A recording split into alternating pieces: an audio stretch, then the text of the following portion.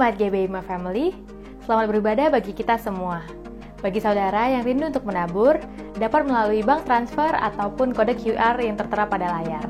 Tuhan Yesus memberkati.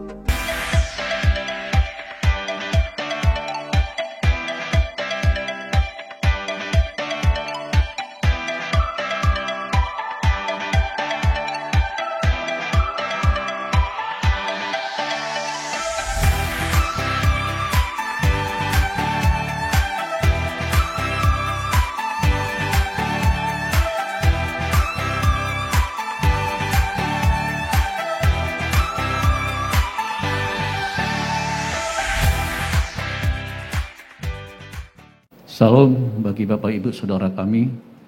Terima kasih kita boleh kembali datang untuk beribadah di tempat ini. Selamat pagi bagi kita semua. Sebelum kita memulai ibadah, saya undang Bapak Ibu untuk bangkit berdiri supaya kita menyatukan hati untuk berdoa. Kembali kami bersyukur Tuhan atas campur tangan-Mu dalam kehidupan kami. Engkau yang sudah menuntun kami Bapa, untuk kami boleh tiba di rumah-Mu, kembali beribadah, menaikkan syukur kami, menaikkan pujian penyembahan kami Tuhan kepadamu. Terima kasih Tuhan buat ibadah yang sesi pertama berjalan dengan baik. Hadirat-Mu yang sudah menjamah semua umat-Mu, dan kami percaya ibadah kedua ini juga Tuhan, kemenangan yang juga akan Kau nyatakan di dalam kami pribadi lepas pribadi. Kami serahkan juga umat-Mu yang dalam perjalanan Tuhan tutup bungkus dengan darah-Mu. Engkau yang menibakan Tuhan Yesus, dengan kami boleh bersama-sama untuk dapat memuji, menyembah-Mu Tuhan. Terima kasih Bapa. Kami juga berdoa Tuhan Yesus untuk Bapa akan kebenaran firman-Mu yang akan disampaikan kembali oleh hamba-Mu Bapak Pendeta Dr. Octavianus Nathanael maupun Tuhan Yesus Bapak Lugi Minajis Gembala Sidang kami. Kiranya firman kebenaran yang akan ditabur Tuhan boleh menjamah kami, boleh Tuhan Yesus Bapa memulihkan hati kami. Dengan kebenaran firman-Mu boleh mengubah kehidupan kami, agar kami lebih lagi mengenal Engkau Tuhan Yesus. Berkati seluruh hamba-hamba-Mu yang mengambil bagian Tuhan melayani Engkau Bapa. Baik juga Tuhan Yesus, para singer, worship leader, para pemusik Tuhan, bahkan multimedia Tuhan Kau berkati. Biarlah Tuhan Yesus Bapa melalui pujian penyembahan bagi hamba-hamba-Mu yang sudah memberikannya Tuhan Yesus, kiranya Bapa boleh menarik hadirat-Mu, boleh memberikan kekuatan, kepuasan bagi kami, bahkan kesembuhan bagi yang sakit Bapa di dalam nama Yesus. Berkati para diakonis, berkati juga anak-anak tamborin Tuhan. Terima kasih Bapa, kami serahkan ibadah kami ini Tuhan, dari awal pertengahan hingga akhir, hanya nama-Mu yang kami tinggikan. Hanya di dalam nama Yesus kami berdoa dan bersyukur kepadamu. Haleluya. Sama-sama kita katakan amin.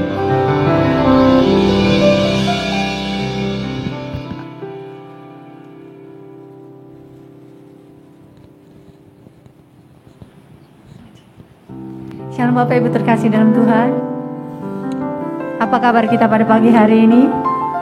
Saya percaya kita semua luar biasa karena kita punya Tuhan yang luar biasa. Amin. Mari yang siap memuji Tuhan, sama-sama kita bersorak bagi Tuhan kita. Haleluya.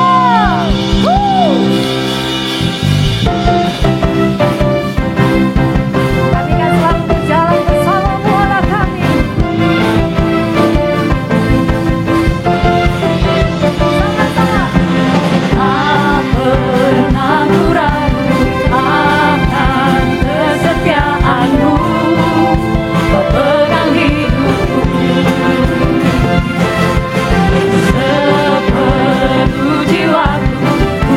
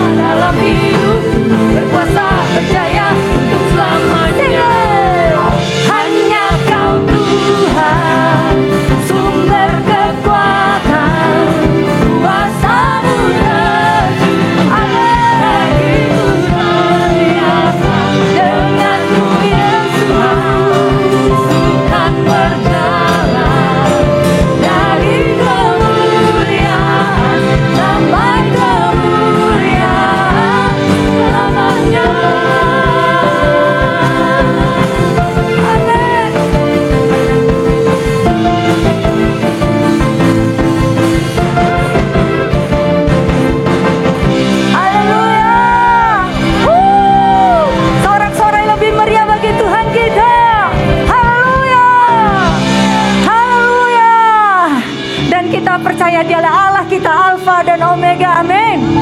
Mari bersama-sama lebih lagi tepuk tangan bagi Tuhan kita. Hey.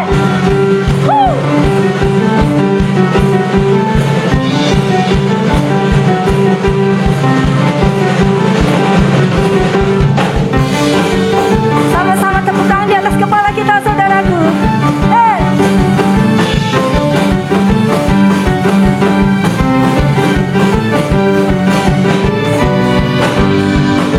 Mari nyatakan.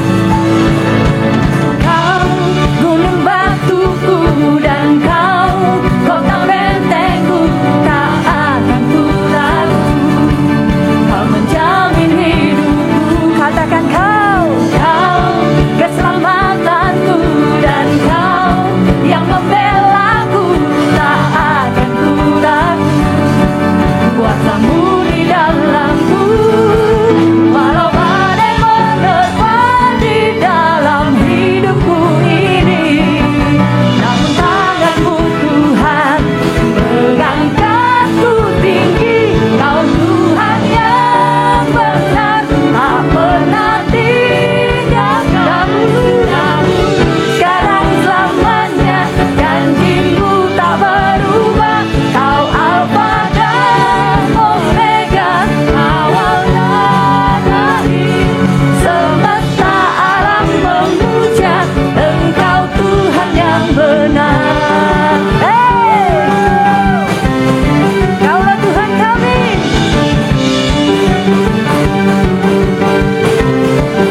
Mari lebih semangat lagi, katakan.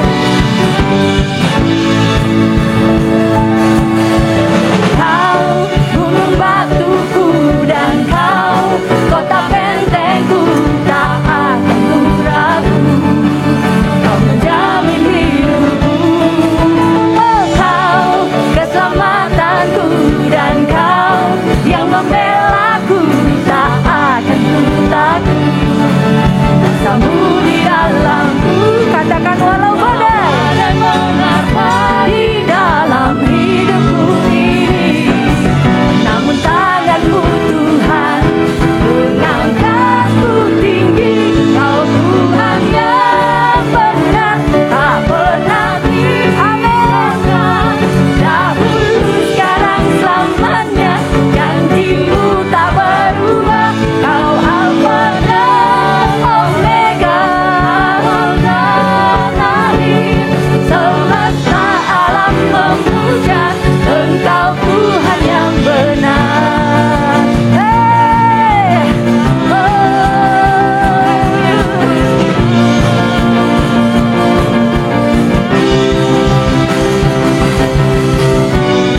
Kaulah Tuhan jaminan hidup kami. Oh Yesus, sama-sama nyatakan. Kalau badai menerpa di dalam hidupku ini, namun tanganmu Tuhan mengangkatku tinggi. Kau Tuhan yang benar, tak pernah tinggalkan. Dahulu sekarang selamanya janjimu tak berubah. Kau Alfa dan Omega, awal dan akhir. Semesta alam memuja Engkau Tuhan yang benar. Semesta alam, semesta memujamu. Alam memuja, semesta alam memuja Engkau Tuhan yang benar. Hey! Tuhan, haleluya, haleluya. Sorak-sorai bagi Yesus Tuhan kita. Haleluya. Haleluya, silakan duduk kembali jemaat dikasih Tuhan. Tuhan Yesus memberkati.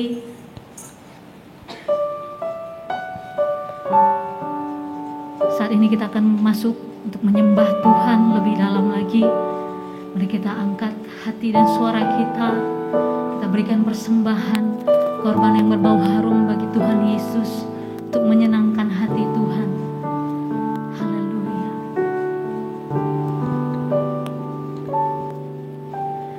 Basuh aku di dalam dalam darah-Mu, Anak Domba.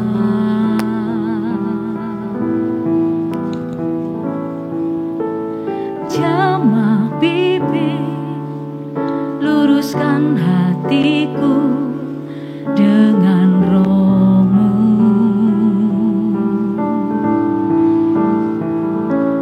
Ku rindu kemuliaan Tuhan lebih dari segala harta.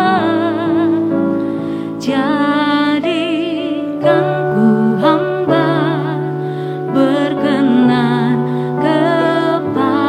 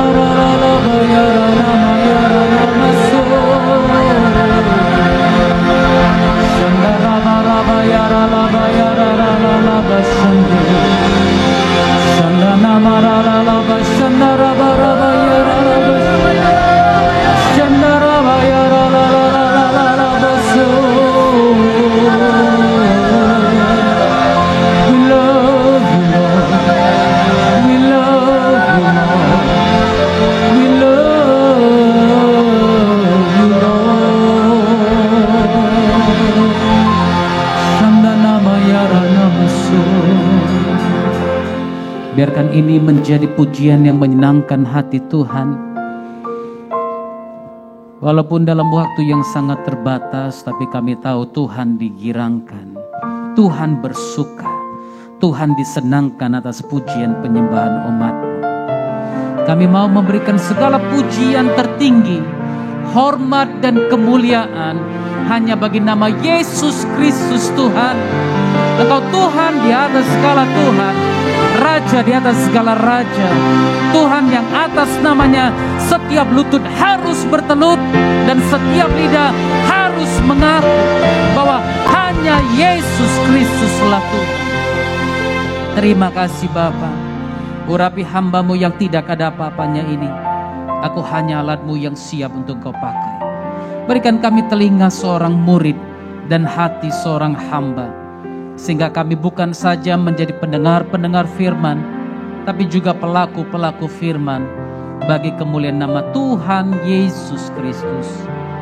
Segala pujian, hormat dan kemuliaan hanya bagi nama Tuhan sekarang dan sampai selama-lamanya. Kami siap mendengarkan firman-Mu di dalam nama Tuhan Yesus Kristus. Haleluya. Amin. Amin. Silakan duduk saudara. Haleluya, saya bersyukur sekali lagi diberikan kesempatan oleh Pastor Luke dan semua tim pelayanan di sini, Pak Wiryanto dan yang lain-lain. Saya percaya Tuhan Yesus punya rencana yang indah bagi setiap kita. Khususnya saudara yang hadir pada siang ini, saya percaya kemuliaan Tuhan ada di tempat ini. Amin. Tadi sewaktu saya duduk di ibadah pertama setelah saya selesai melayani, Tuhan sampaikan dalam hati saya di kuartal pertama tahun depan, apa yang divisikan, dicita-citakan dalam pelayanan ini oleh Pastor Lugimin, Tuhan pasti akan penuhi. Karena itu saya berdoa, tim pelayanan tempat ini akan mendukung hambanya ini. Maaf kalau saudara berpikir saya udah kenal lama. Saya kenal lama, kami pernah sama-sama ketua STT dulu. Tapi saya kenal beliau ini jumpa 2 kali ini baru saudara. Jadi saya nggak punya koneksi apa-apa secara hal lain, tapi saya hanya coba taat menyampaikan apa yang Tuhan mau sampaikan. Kepada saya diberikan tema integrity in work and ministry, integritas dalam pelayanan dan pekerjaan. Ada seorang teman saya yang juga adalah seorang pimpinan Haggai Institute di India. Saya pernah menerjemahkan dia satu hari sewaktu beliau datang ke Indonesia. Dan dia bercerita kepada saya bagaimana pelayanannya pertama sekali sewaktu dia mengambil keputusan untuk melayani Tuhan melalui Haggai Institute. Kala itu dia bekerja di satu perusahaan yang sangat besar, perusahaan minyak. Dan perusahaan itu punya beberapa pabrik dan dia adalah kepala dari pabrik-pabrik itu, kepala produksinya. Dan pada tahun 1998 ada krisis ekonomi dunia yang sangat besar terjadi. Pimpinan perusahaan itu memanggil semua karyawannya, pegawai stafnya untuk rapat bersama. Dan pimpinannya katakan begini, kita tidak akan bisa bertahan kalau kita mau jual minyak dengan harga yang sama, dengan kualitas yang sama. Karena itu kami minta kepada kamu, Valentine, namanya Valentine Davidar, tolong minyak ini dicampurkan dengan kualitas yang lebih rendah, sehingga kita bisa jual dengan harga yang sama dan margin keuntungan tetap sama. Valentine ini katakan, wah bos maaf, saya orang Kristen dan saya tidak berani melakukan hal demikian. Karena saya tahu itu pasti salah. Tapi bosnya ini bolak-balik suruh dia untuk melakukan hal tersebut. Sampai satu hari dia diancam, kalau kamu tidak lakukan itu, maka pekerjaanmu akan kami copot, jabatanmu akan kami copot dan kamu tidak boleh bekerja di sini. Singkat cerita Valentine tidak mau lakukan, Akhirnya dia dicopot dari pekerjaannya, saudara. Lalu kemudian dia diberikan pesangon hanya 3 bulan. Lalu dia pulang dengan hati yang kacau, hati yang hancur. Dia sampaikan kepada istri dan anak-anaknya, dia katakan, mulai hari ini papa tidak lagi bekerja di situ. Dan dalam waktu dekat rumah juga kita harus keluar dari rumah ini. Karena rumah itu adalah milik perusahaan. Kita akan tinggal di rumah yang lebih kecil. Dan kepada anak-anaknya dikatakan kemungkinan besar kamu tidak lagi akan bersekolah di sekolah internasional. Karena papa tidak sanggup membiayain kamu. Saudara, selama 3 bulan mereka berdoa. Mereka bertanya kepada Tuhan apa yang harus dilakukan. Tidak ada tawaran dari perusahaan-perusahaan lain. Tidak ada yang datang. Memasuki bulan ketiga Hagai International India pada waktu itu. Mencari siapa kira-kira yang bisa menjadi kepala untuk Hagai. Akhirnya mereka mendapatkan nama Valentine Davida dan mereka panggil, Valentine, maukah kamu melayani di sini? Gajinya sangat rendah sekali, tidak sebanding dengan perusahaan pertama di mana dia berada. Dia bilang, saya akan doakan dengan istri saya. Dia pulang ke rumah, mereka duduk bersama, mereka doakan bersama-sama. Dengan cepat Tuhan menjawab dan mereka katakan, Papa, anak-anaknya kata, Papa, memang kami percaya papa lebih baik di situ. Istrinya juga katakan silakan. Tapi dia bilang, siapkah kalian? Terpaksa kamu tidak sekolah internasional, terpaksa kita pindah rumah. Anak-anak dan istrinya katakan tidak masalah papa. Yang penting papa melayani Tuhan. Saudara, Valentine mengambil keputusan untuk melayani Tuhan di Hagai Institute India pada waktu itu. Setelah dia mengambil keputusan itu, besoknya ada telepon datang kepadanya. Pada waktu dia angkat telepon itu, di telepon yang menelepon katakan begini, Valentine, kamu tidak tahu siapa saya. Tapi saya adalah pimpinan perusahaan di mana kamu berada dulu. Perusahaan itu bangkrut dan saya yang mengambil alih. Saya mempelajari track record dari semua pegawai yang ada di sini dan saya melihat kejujuran kamu. Saya melihat integritas kamu yang begitu luar biasa. Maukah kamu datang berjumpa dengan saya? Saya tinggal di hotel ini selama 2 hari saja. Kalau kamu datang besok, setelah berjumpa kamu saya akan kembali. Akhirnya dia datang dan menjumpai pimpinan perusahaan yang baru itu. Pimpinan perusahaan yang baru katakan, Valentine, dari gajimu yang dulu kami naikkan 3 kali lipat. Fasilitas-fasilitas yang kamu terima dulu akan diberikan lebih dari itu. Apapun yang kamu minta akan kami berikan. Ini kunci pabrik-pabrik, silakan pegang. Kamu yang akan menjadi bos di sini. Saya hanya akan datang dalam beberapa bulan sekali. Valentine katakan, saya akan doakan dulu bersama dengan istri dan anak-anak. Dia pulang ke rumah, malam itu mereka berdoa. Tapi pada waktu mereka mau mengambil keputusan, Tuhan taruh sesuatu yang sangat berat dalam hati Valentine. Akhirnya besoknya dia datang kembali ke kantor, ke hotel itu, berjumpa dengan pimpinan perusahaan yang baru. Dia bawa kunci, dia katakan mohon maaf. Tapi Tuhan sudah panggil aku untuk melayani dia. Aku kembalikan ini kepada Bapa.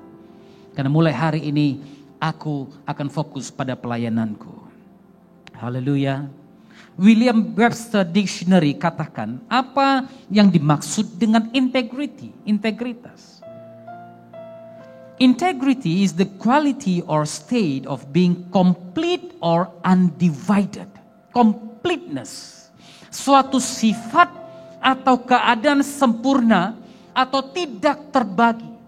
Ada satu keutuhan di dalamnya. Integritas juga berarti bahwa jikalau kehidupan pribadi kita disingkapkan secara tiba-tiba, kita nggak punya alasan untuk merasa malu atau dipermalukan. Haleluya. Integritas menurut Billy Graham artinya kehidupan luar kita konsisten dengan keyakinan batiniah kita. Menurut C.S. Lewis, integritas artinya doing the right thing even when no one is watching us. Melakukan hal yang benar bahkan ketika tidak ada seorang pun yang mengamati kita, memperhatikan kita. Haleluya. Suatu hari saya kedatangan tamu yang mengantarkan satu barang kepada saya. Saya persilakan dia masuk dan saya bertanya, dia mau minum apa?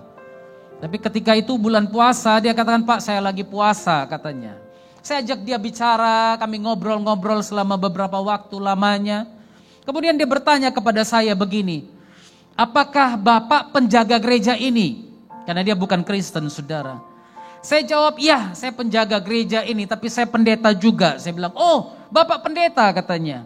Dia bilang begini, bos saya juga kayak pendeta. Nah saya bilang, kayak pendeta, seperti pendeta, apa maksudnya? Saya bilang, oh begini, sering kali pendeta-pendeta dari luar negeri itu datang dan tinggal di rumahnya. Dia sering keluar dengan pendeta-pendeta. Tapi Pak, dia bilang ini, kok kelakuannya beda dengan Bapak? Saya bilang, kenapa? Kalau dia jumpa kami, dia macam anjing herder Pak. Dia selalu maki-maki kami. Saudara, engkau bisa saja kelihatan seperti pendeta di dalam gereja, tapi kalau kelakuan Anda di luar gereja berbeda, maka orang akan mempertanyakan kekristenan saudara. Kenapa ini bisa terjadi? Masalahnya adalah banyak orang Kristen yang melakukan dikotomi dalam kehidupan. Saudara mengerti dikotomi? Saya coba mencari di Kamus Besar Bahasa Indonesia.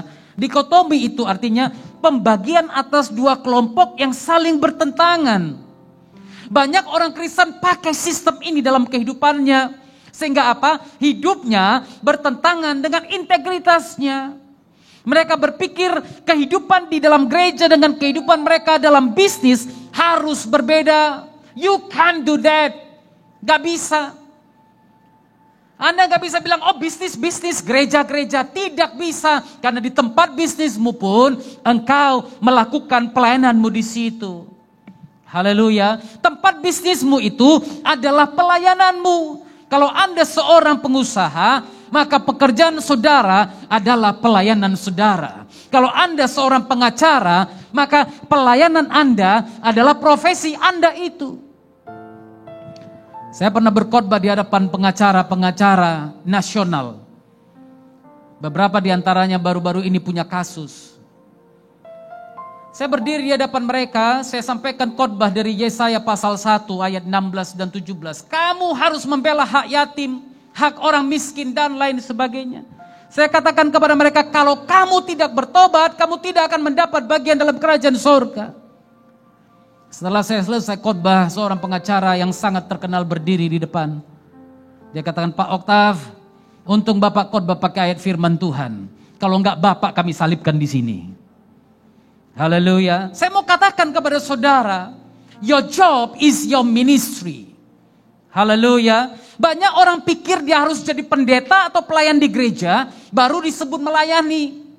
Ini masalah kita saudara. Akhirnya terjadilah dikotomi dalam kehidupan tadi. Dia pisahkan kehidupan pelayanan, dia pisahkan kehidupan gerejawi dengan kehidupan bisnis. Mereka pikir jangan bawa-bawa kehidupan Kristiani lah dalam bisnis. That's wrong. You are a Christian wherever you are. Engkau adalah orang Kristen yang artinya engkau adalah seseorang yang mirip dengan Kristus. Christian, orangnya Kristus dimanapun engkau berada. You are an open letter. Paulus katakan itu kepada jemaat di Korintus. Kamu adalah surat pujian kami yang tertulis dalam hati kami dan yang dikenal, yang dapat dibaca oleh semua orang. Pada masa itu kalau raja-raja mengirimkan surat ke wilayah-wilayahnya, mereka akan pakai kulit-kulit kambing, kulit domba atau kulit binatang dan ditulis, ditempelkan di dinding-dinding.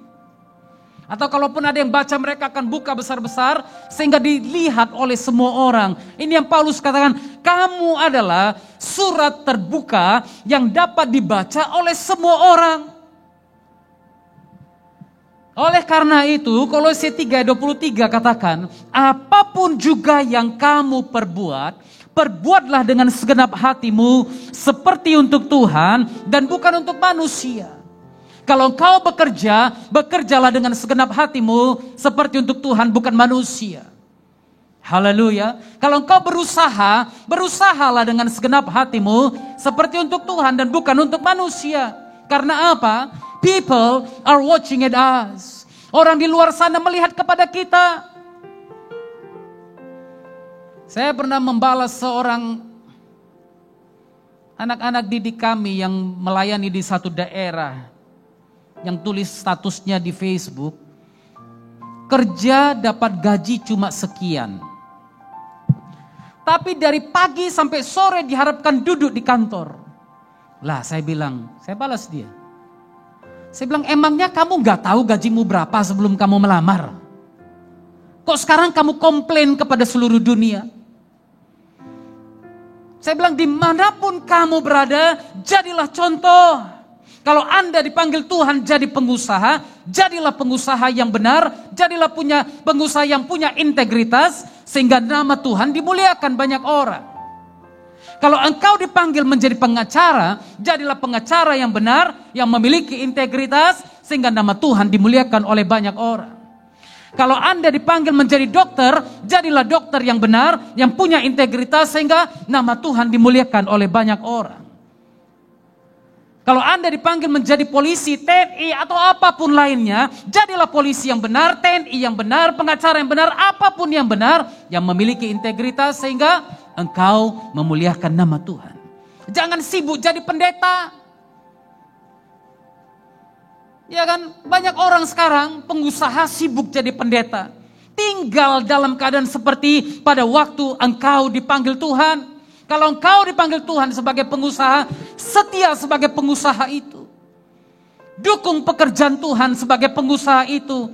Miliki sifat atau keadaan sempurna yang tidak terbagi-bagi. Itulah integritas. The wholeness. Tidak terbagi-bagi. 1 Korintus 7 ayat 24 firman Tuhan katakan begini. Saudara-saudara, hendaklah tiap-tiap orang tinggal di hadapan Tuhan dalam keadaan seperti pada waktu dia dipanggil. Anda dipanggil sebagai apa pada waktu engkau datang kepada Yesus? Setialah di situ. Paulus bahkan berbicara tentang orang dalam keadaan disunat dan tidak disunat. Jangan coba merubah keadaan itu. Karena kita adalah satu bagian tubuh Kristus. Saling mendukung, saling melengkapi. Paulus katakan dalam 1 Korintus 12 ayat 14. Karena tubuh juga tidak terdiri dari satu anggota, tetapi atas banyak anggota. Andaikan kaki berkata, karena aku bukan tangan, maka aku tidak termasuk tubuh. Jadi benarkah ia tidak termasuk tubuh? Dan andai kata telinga berkata, karena aku bukan mata, aku tidak termasuk tubuh. Jadi benarkah ia tidak termasuk tubuh? Andai kata tubuh seluruhnya adalah mata, di manakah pendengaran? Andai kata kita semua pendeta, siapa lagi yang akan mendengarkan firman Tuhan? Andai kata seluruh tubuh adalah telinga, di manakah penciuman? Tapi Tuhan telah memberikan kepada anggota masing-masing secara khusus suatu tempat pada tubuh seperti yang dikehendakinya. Haleluya. Kita semua ada tempatnya, ada posisinya. Banyak pekerjaan Tuhan yang mengalami kesulitan karena apa, saudara? Karena orang percaya tidak mengenali panggilan pelayanannya dalam Tuhan. Tadi saya bilang apa? Pengusaha mau jadi pendeta. Pendeta mau jadi pengusaha. Kalau pendeta mau jadi pengusaha, Anda harus ngerti kenapa. Saya juga belakangan ini jadi pengusaha betul. Pengusaha apapun, jengkol pun kujual. Benar. Kenapa saudara? Karena saya belak-belakan. Tidak punya uang dalam pelayanan. Betul? Saya latih mahasiswa saya, ini kaprodi teologi estetik kami. Saya latih anak-anak mahasiswa saya mulai jualan kamu.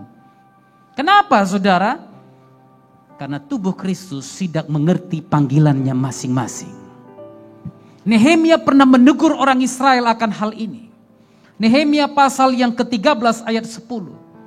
Juga kudapati bahwa sumbangan-sumbangan bagi orang-orang Lewi tidak pernah diberikan. Sehingga orang-orang Lewi dan para penyanyi yang bertugas masing-masing lari ke ladangnya. Bukannya melayani, akhirnya berusaha.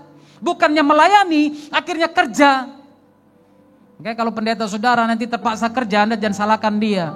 Jangan salahkan, oh Pastor Luke sibuk bisnis aja gitu. Jangan salahkan beliau, kenapa? Pelayanan butuh uang. Pekerjaan Tuhan butuh uang. Kami punya 15 misionaris yang kami kirim ke gunung pegunungan bintang di Papua sana. Dan setiap semester mereka pulang dan kami harus kirim mereka pergi. Kami harus charter pesawat. Minimal 19 ke 20 juta biaya satu kali charter pesawat ke atas. Baru-baru ini waktu rusuh pegunungan bintang, puji Tuhan ada pesawat pemerintah yang kebetulan lewat. 3 orang guru misi kami selamat sampai ke Papua. Karena perlindungan Tuhan. Pelayanan itu mahal harganya. Saya baru-baru ini di gereja kami terus bicara tentang tokoh-tokoh misi. Saya sampaikan kepada mereka bagaimana pelayanan misi itu tidak gampang. Memulai sesuatu itu tidak gampang. Itu sebabnya setiap kita harus punya peranan dalam panggilan pelayanan kita masing-masing.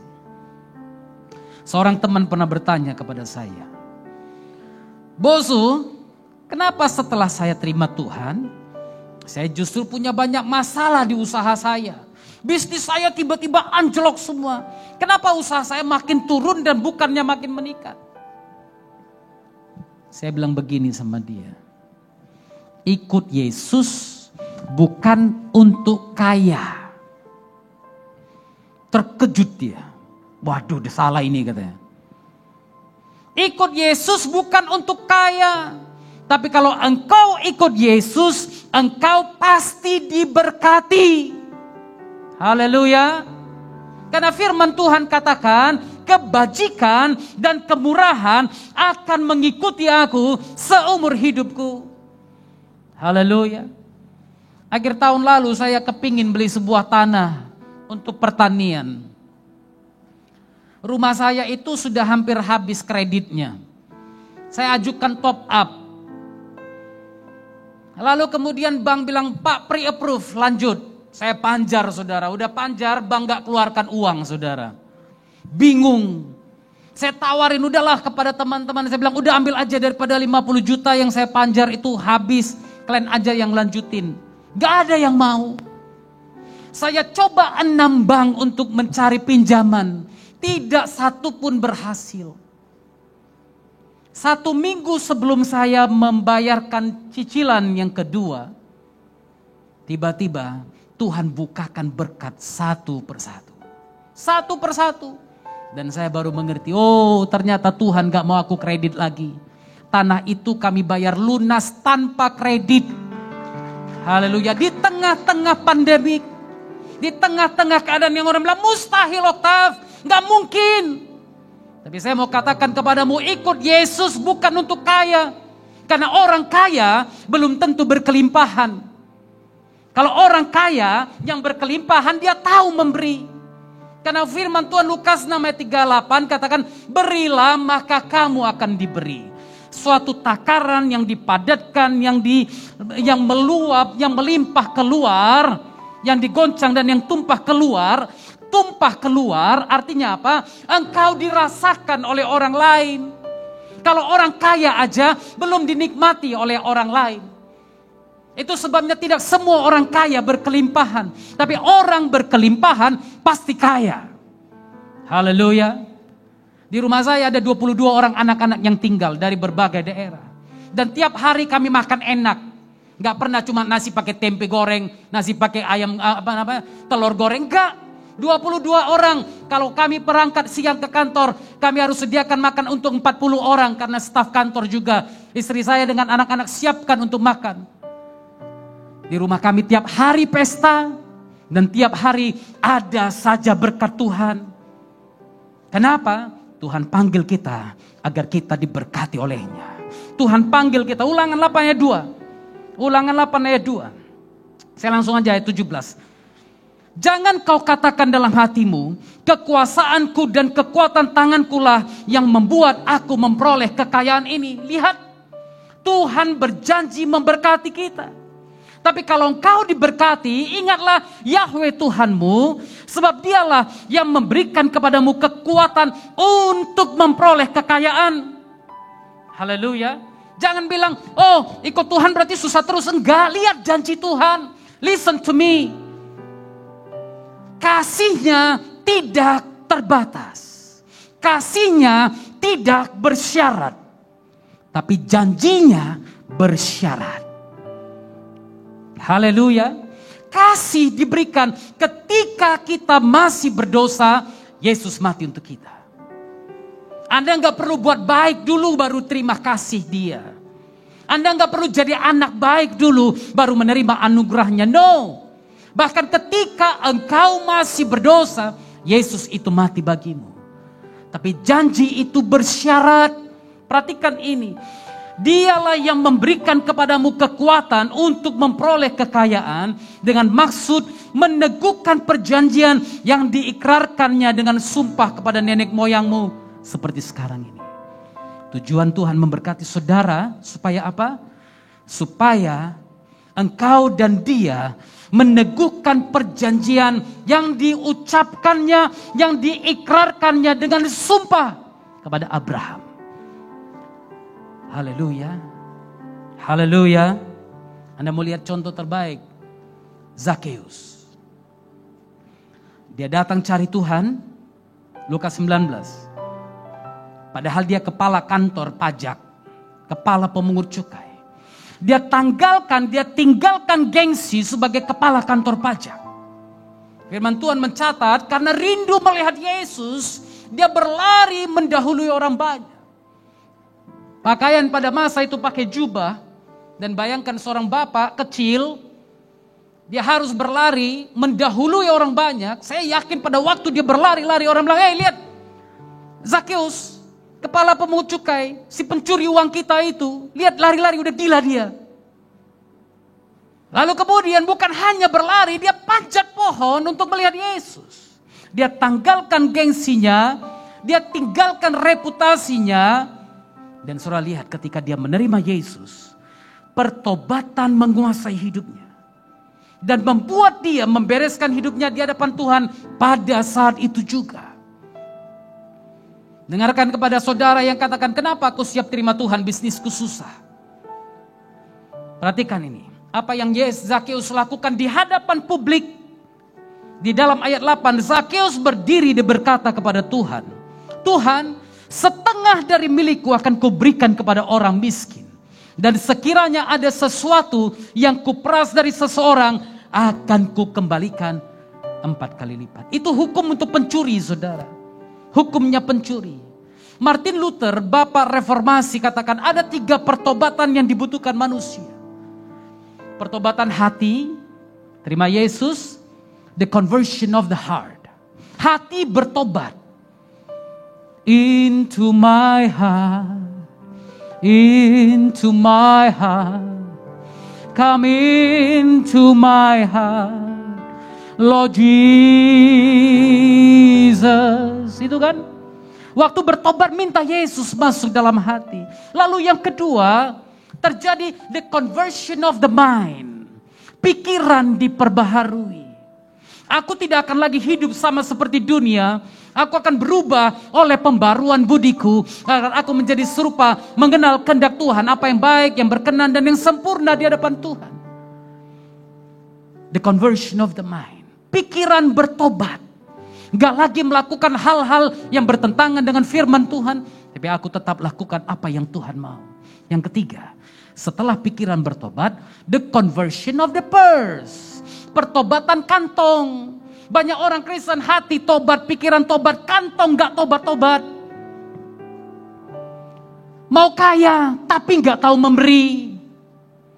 Gimana engkau bisa diberi?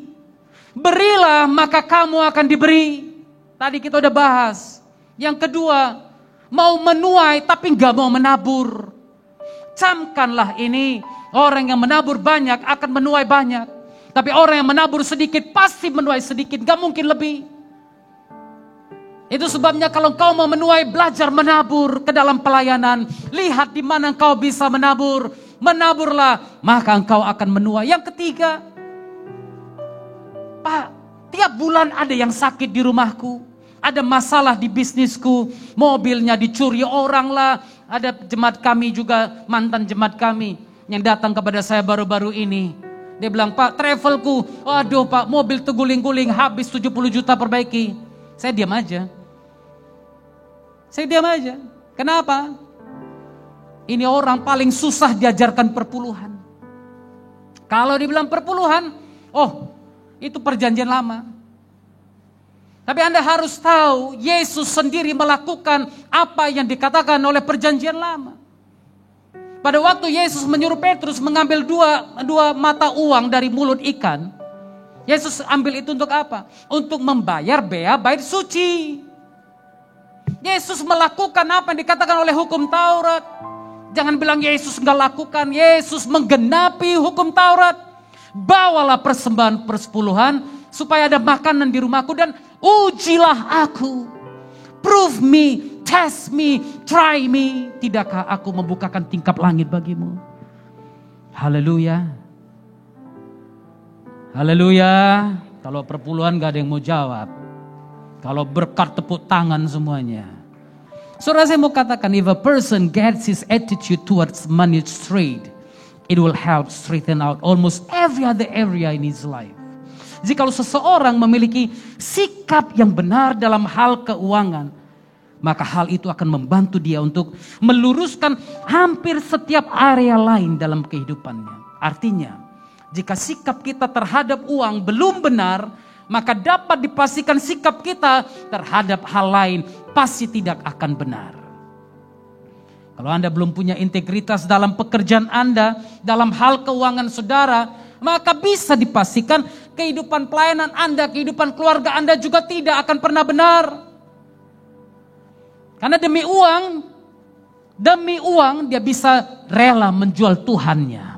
Dia bisa rela menggadaikan semua yang lain. Dia rela menjual imannya demi posisi, demi jabatan lain-lainnya. Setiap kita akan diperhadapkan dengan ujian iman ini. Nuh menghadapi itu. Abraham menghadapi itu. Musa, Elia, bahkan Yesus menghadapi tes integritas itu. Ujian integritas itu. 3 ujian yang Yesus lewati. Iblis bawa batu di hadapannya, katakan ubah jadi roti. Setiap kita akan mengalami ujian terhadap kebutuhan dasar kita. Yesus melewatinya apa? Karena dia tahu firman. Yesus katakan, hai iblis, bukan oleh roti saja manusia dapat hidup.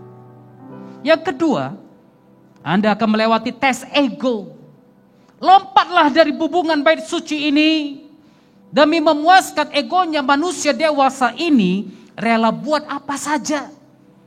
Yang penting orang lihat aku hebat. Ada tes ketiga yang akan dilewati setiap orang percaya. The test of our dependency to God. Ujian ketergantungan kita kepada Tuhan. Iblis berkata, sujud menyembah kepadaku, maka seluruh dunia ini akan kuberikan kepadamu. Bayangkan, dia lakukan itu kepada Yesus. Apalagi saudara. Seorang yang tidak punya integritas dalam pekerjaan pelayanannya akan hianati siapa saja. Istrinya, suaminya, orang tuanya, gerejanya dan lain-lain hanya untuk memuaskan nafsunya. Karena itu Amsal pasal 20 ayat 7 katakan begini. The righteous who walks in his integrity, blessed are his children after him. Orang benar yang bersih kelakuannya, berbahagialah keturunannya. Jadilah orang benar yang bersih kelakuannya. Jadilah orang benar yang benar dalam pekerjaan, dalam pelayanan, dalam setiap yang kita lakukan. Sehingga nama Tuhan dimuliakan. Menyenangkanmu, senangkanmu, hanya itu kerinduanku.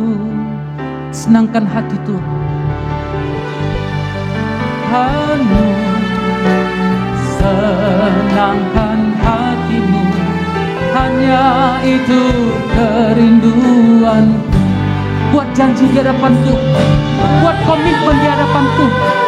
Tuhan, mulai hari ini dalam pekerjaanku, dalam hidupku, dalam keluargaku, dalam pelayananku, aku mau menyenangkan Engkau senantiasa. Biarkan orang lain melihat Kristus dalamku.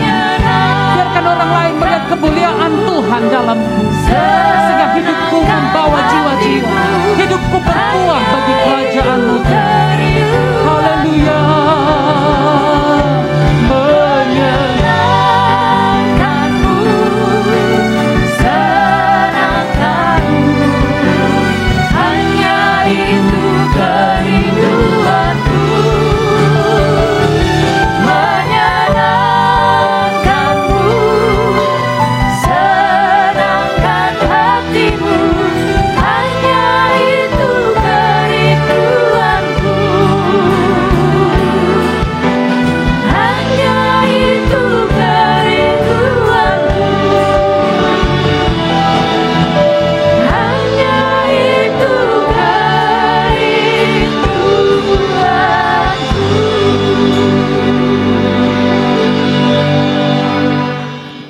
Inilah yang menjadi doa kami.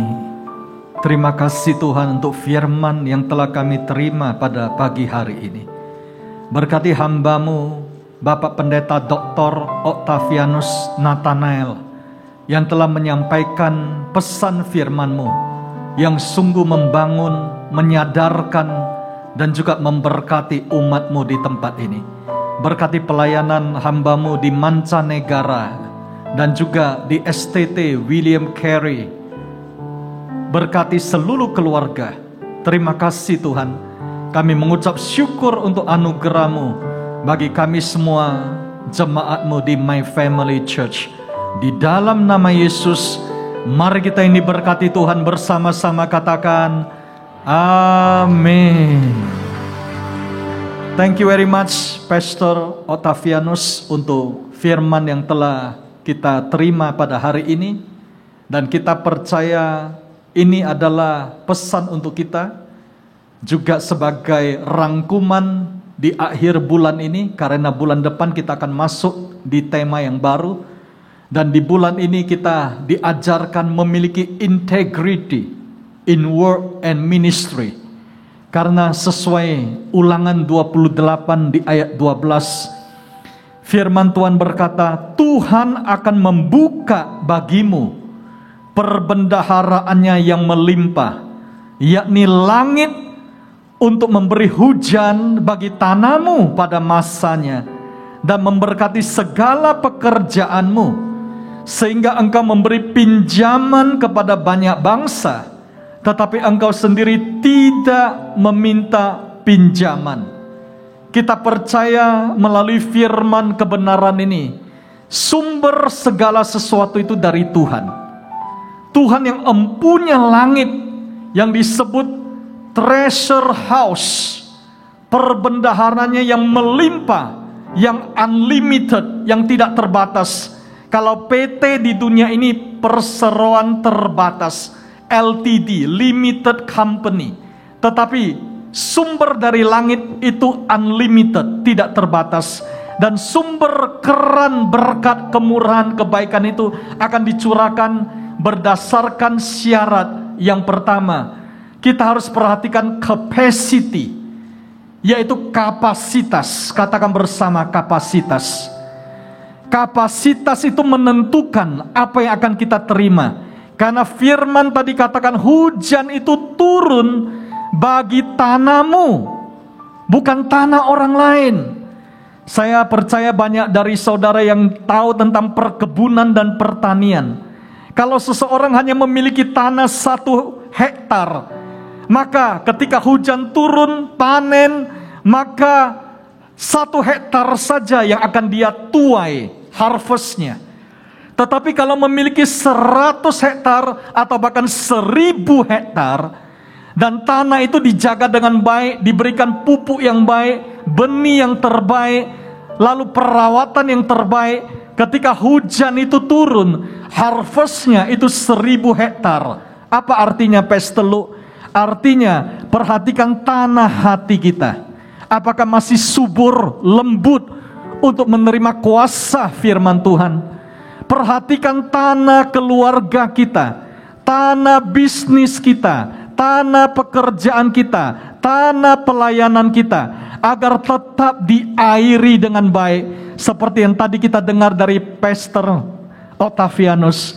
Karena tanah yang kapasitasnya baik, maka kita akan menuai yang baik, yang terbaik dari Tuhan. Kita beri kemuliaan bagi Tuhan. Perhatikan kualitas. Jangan jala yang koyak, jangan perahu yang asal-asalan, sehingga ketika ikan itu datang, perahunya nggak muat kapasitasnya, jalannya koyak. Tapi kita berdoa jala yang terbaik. Dan yang kedua, yang terakhir, perhatikan ability, yaitu kemampuan. Katakan bersama-sama, kemampuan. Karena ketika hujan turun dan Tuhan memberkati, di Ulangan 28 tadi katakan, Tuhan memberkati segala pekerjaanmu. Pertanyaannya, apakah kita melakukan sesuatu yang baik, yang terbaik, segenap hati, bukan ala kadarnya setengah hati, asal-asalan. tapi kita kerjakan yang terbaik, sehingga ada berkat bangsa-bangsa yang turun. Karena Tuhan memberkati kita, kita akan segera memasuki hujan akhir. Kedatangan Tuhan sudah dekat. Kalau ibarat talenta kita itu mobil, apakah mobil-mobil yang bagus hanya di garasi saja, tidak pernah dipergunakan? Talenta kita, time, waktu kita, treasure, harta kita, sudahkah kita melakukan yang terbaik untuk Tuhan?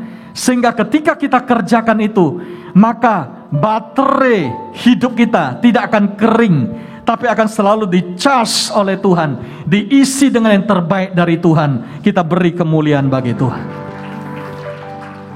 Kita akan mendengarkan warta video sambil kita menjalankan persembahan.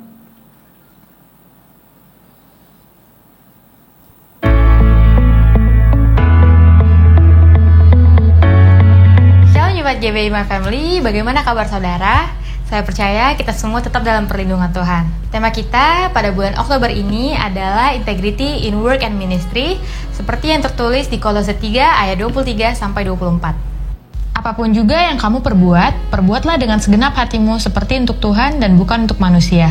Kamu tahu bahwa dari Tuhanlah kamu akan menerima bagian yang ditentukan bagimu sebagai upah. Kristus adalah Tuhan dan kamu hambanya.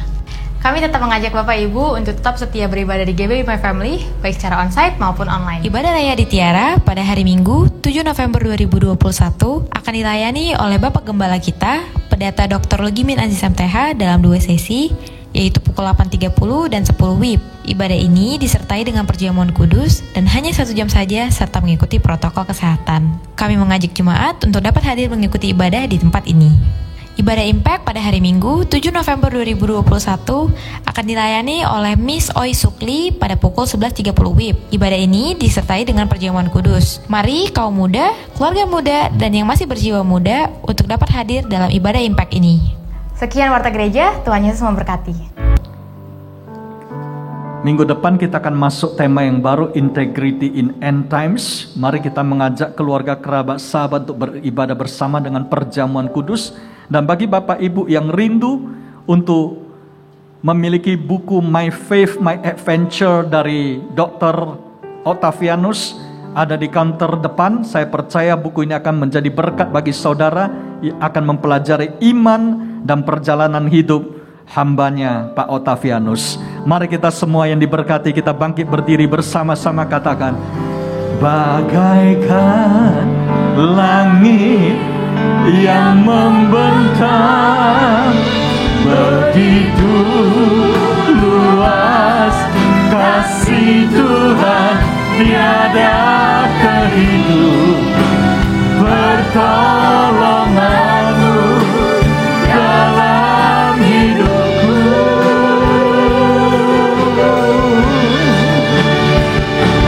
Bagaikan dalamnya samudra, begitu dalam kasih Tuhan, tiada terhitung kesetiaanmu dalam hidupku.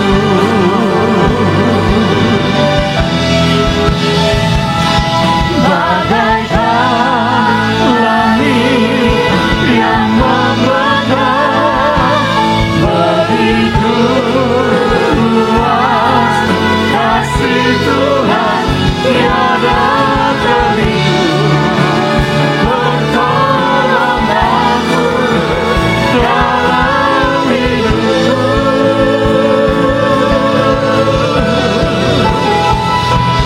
Bagaikan dalamnya samudra, begitu dalam kasih Tuhan, tiada terhitung kesetiaanmu dalam hidupku.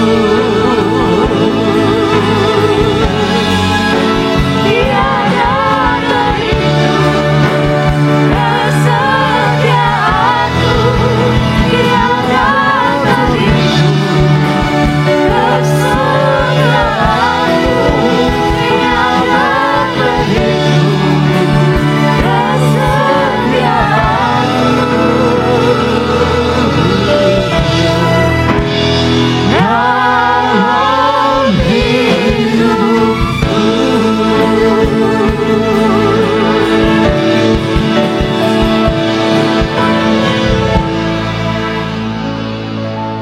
di surga, segala hormat, pujian, kemuliaan kami kembalikan hanya kepadamu ya Tuhan. Sungguh kami sangat diberkati melalui pesan-pesan serta kebenaran firman-Mu yang telah Engkau taburkan ya Bapa. Kiranya Engkau memberkati hamba-Mu, Bapak Pendeta Dr. Octavianus ya Tuhan. Berkati seluruh keluarga besar ya Bapa. Berkati pelayanan serta tugas hamba-Mu ini, DSTT William Carey ya Bapak. Pakai hamba-Mu ini lebih lagi ya Tuhan. Terima kasih ya Bapa. Kami juga mau berdoa kiranya juga memberkati gembala jemaat di tempat ini, Pak Lugi Minajis. Berkati Ibu Ros, ketiga anak mereka. Berkati seluruh keluarga besarnya Bapa.